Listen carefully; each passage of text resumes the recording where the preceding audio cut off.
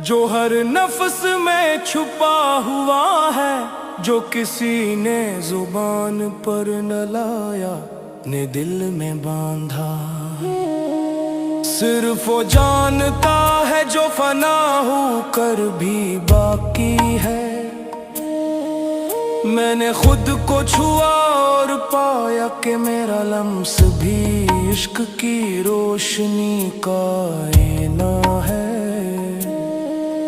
मेरी आवाज भी उसकी सदा है,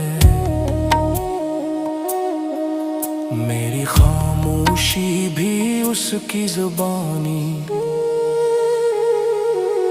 या रब या रब, मेरी दुआ